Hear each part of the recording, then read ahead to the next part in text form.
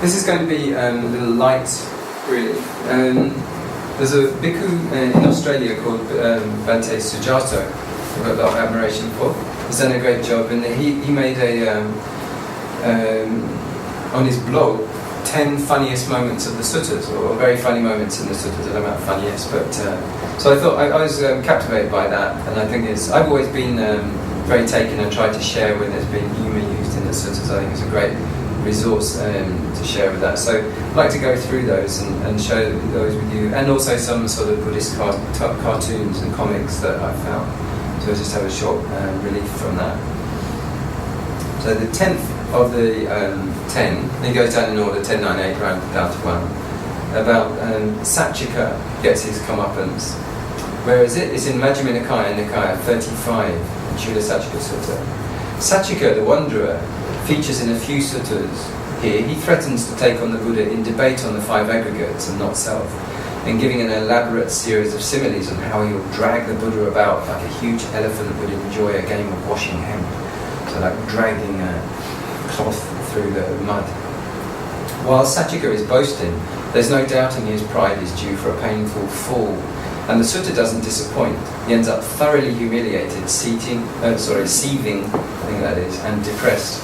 But like all good thrashings in debate, it turns out to be a necessary antidote for his pride, and he ends up becoming an Arahant. He denies that there's no ego, and the Buddha said, compares him to a ruler of a city who can do this and command this, and he says, yes, it's something like that. He said, can you command your body to only have pleasant feelings and never have any unpleasant feelings? He starts crumbling at that point. He says, can you command your body not to age and not to sicken?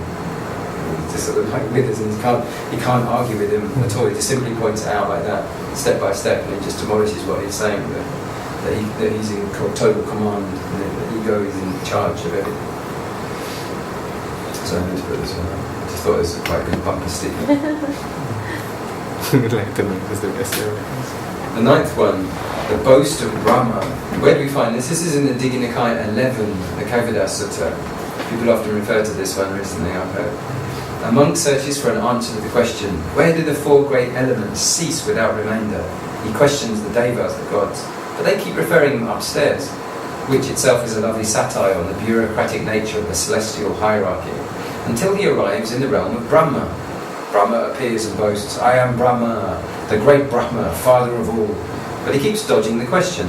Eventually the monk is so persistent that Brahma takes him by the elbow and leads him to one side and whispers to him, actually, I don't know how the answer to your question. You should have asked the Buddha. It's a brilliantly accurate skewering of religious pretensions. The bluster and bombast is revealed for what it is, while the story as it stands is directed at the Brahmins. Other texts make it clear that the Buddha respected the good practice of Brahmins of old. After all, they must have had jhanas to become a Brahma in the first place.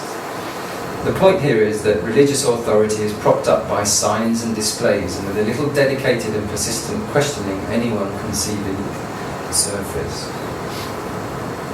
And that was quite nice. The packaging of enlightenment. They couldn't get it to stay in the box. Sāriputta gets clubbed. A passing yaka sees Sāriputta meditating in the full moon, his freshly shaven head a tempting target for an ogre's club. Unable to resist, despite the warnings of his friend, he lands a blow that would split a mountain in two. Sāriputta sits there unperturbed, and the blow bounces off. Later, Moggallana asks him if he saw anything unusual, and Sāriputta says no, but I do have a slight headache.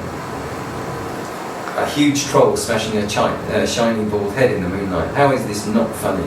The episode is pure slapstick and gives us an entertaining contrast between the violent religion of the yakas, which, let us not forget, was a mainstream cultic practice, often involving human sacrifice, and the peaceful cultivation of the Buddhists. We are left with no doubt where the real strength lies. Pause for reflection.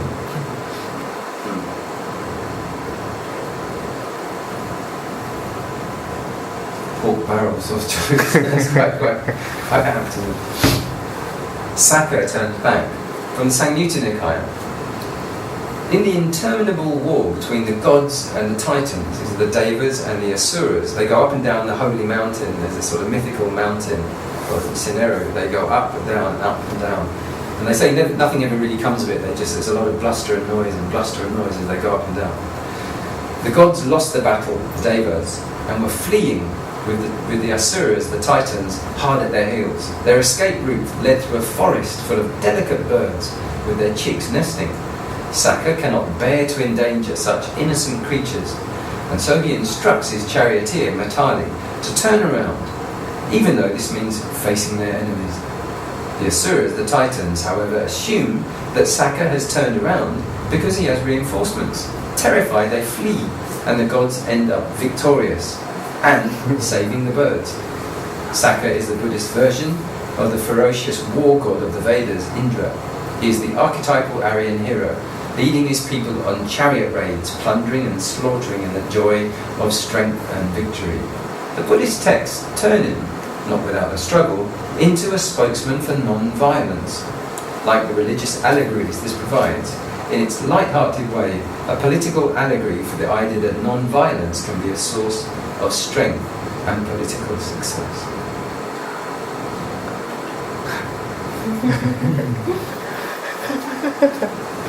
The humiliation of Māra.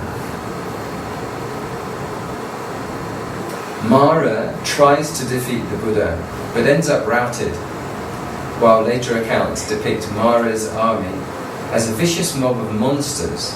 This early story lists 10 purely psychological factors as Māra's army: desire, cynicism and the like. Māra tries to tempt the Buddha to live a life of just wholesome merit, give up striving for awakening. But the Buddha is impervious, and Māra ends up depressed, saying you wouldn't get any more entrance to the Buddha than a crow pecking a stone, as she put it. It ends up with the unforgettable image of the depressed troll letting his lute drop from his armpit and vanishing. It's a very nice image. He's actually scratching the dust with a stick, and his daughters come up, the 3 daughters of Māra, Lust, Passion, and another one, I can't remember, the 3 of them. And they go, "What's up, Daddy? What's up? What's the matter?" And he goes, "Oh, no, I can't get at the Buddha. It's like trying to get like a crow pecking a stone. I can't get it near him." And he's been up there like trying to serenade him, trying to seduce him out of meditation with his guitar, and the Buddha just won't have any of it. And he goes, just lets his lute droop from his armpit and vanishes off, depressed. So it's kind of like hard. I like the way Sujato points this out. Māra is hardly the paragon of evil we might expect by comparison with the Christian Satan, that kind of like demonic red-eyed that we just saw with all of the flames. He is more akin to the trickster figure of folk mythology, except he ends up being the one getting tricked. His inevitable defeat is a standard trope, repeated in countless stories. Like the wily coyote, another trickster figure, the fun is watching his admittedly admirable persistence and ingenuity, knowing all the while his efforts are doomed. I could have chosen any number of Māra tales for this spot, but I felt this major archetypal episode deserved the gong. A special mention though from Majjhima 50, Māra Tajaniya. Māra enters Moggallana to possess him, and Moggallana says it feels like his belly is full of beans. Not so scary after all. Reformed Buddhist. Just say no to reincarnation. The 5th one of the 10, the Doctrine of Dīghanakha. This is my favourite, I think, of all these. Majjhima Nikāya 74, Dīghanakha Sutta. Dīghanakha approaches the Buddha and without ado declares his doctrine to him. With a name like Long-Nails, Dīghanakha, you know this is not going to end well. His doctrine is, nothing whatsoever is pleasing to me. The Buddha responds with one of the best one-liners in the suttas. Well, this view of yours, is that pleasing to you? The Buddha's response is sharp, witty, and cuts to the heart of the matter. Like the best humour, it's not just amusing, but it points to a deep truth. Religious people often claim to have let go of the world, but it is their attachment to their religious ideals that is really holding them back.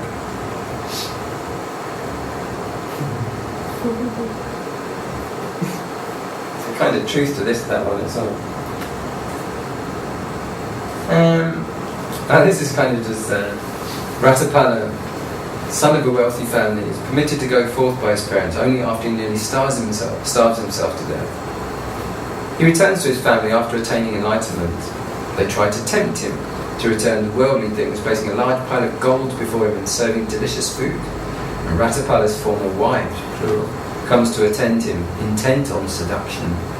They ask, "What are they like, the divine maidens for whose sake you are following the holy life?" Ratapala says, "Sisters, we do not live the holy life for the sake of divine maidens." They cry out, "He called us sisters," and collapse in a faint. So I think that's the main bit of it. It's just this sort of like over the top reaction and sort of camp device of them. He called us sisters, and fainting. They're vapid valley girls. For me, the humour lies in the naivety of their response, in stark contrast. And he defends the canon, saying it's not all like sort of like there is feminism. This reminds me of something that actually happened. Someone came to see me at a temple, and they had GPS in their car, and they put it in their bag, and they came in and prostrated. And as they prostrated, the voice came and said something like that, like, "You have reached your destination." Yeah, it came out of the bag as well, but kind of like this.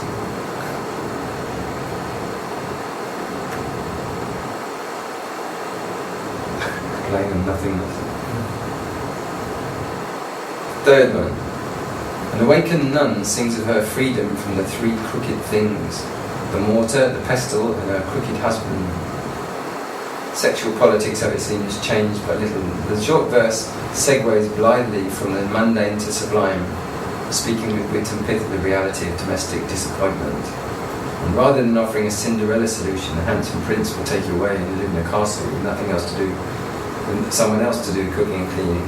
This offers a genuine solution: freedom from birth and death. I quite like this one.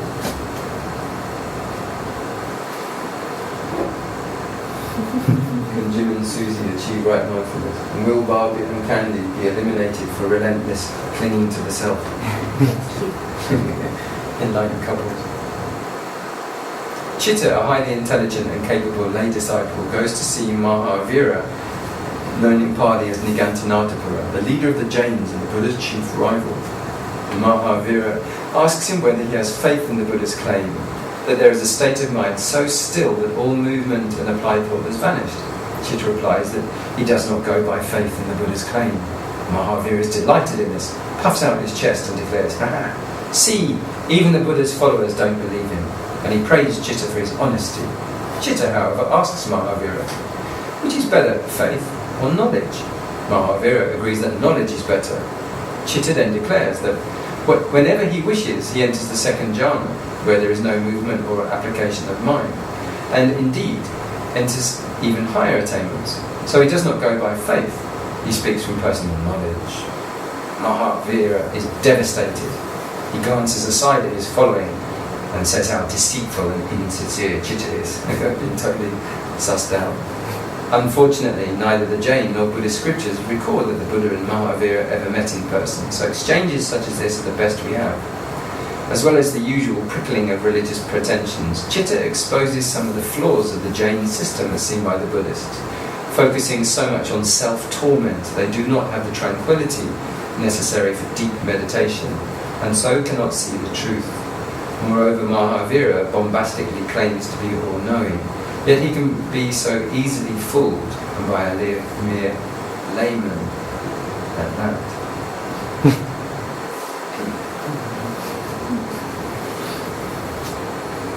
And then the last one here.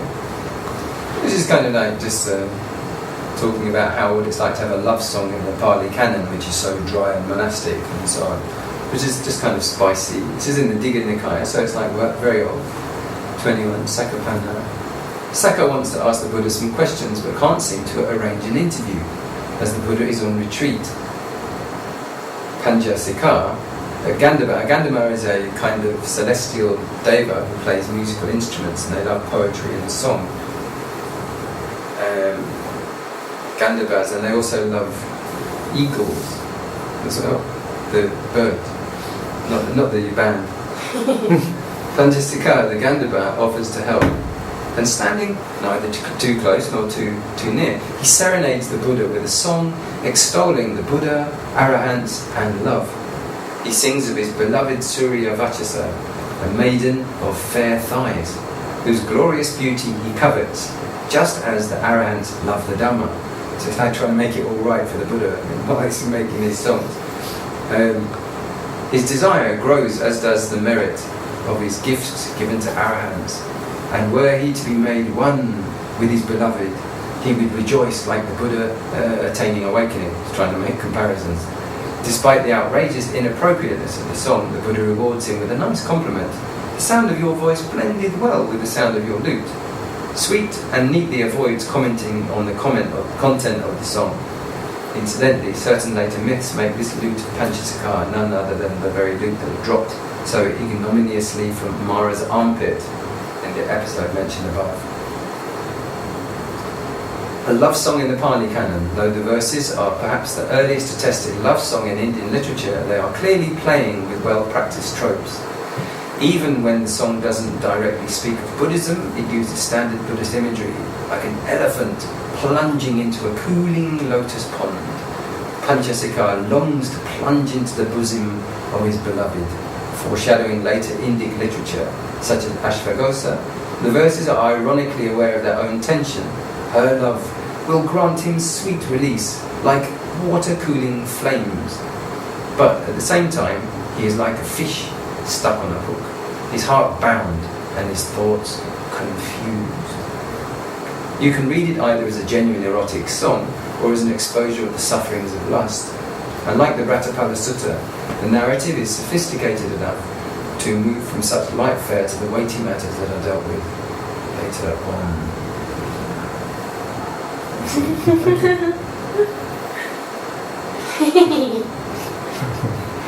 Meditators who don't think. Good, so I hope there is some lightweight relief in the suttas. So I wish you all happiness and success in your meditation and assistance through all of this work, and appreciate all of the assistance in this, especially from Robin Velasco here at the help, and all the help of everyone in the team. So.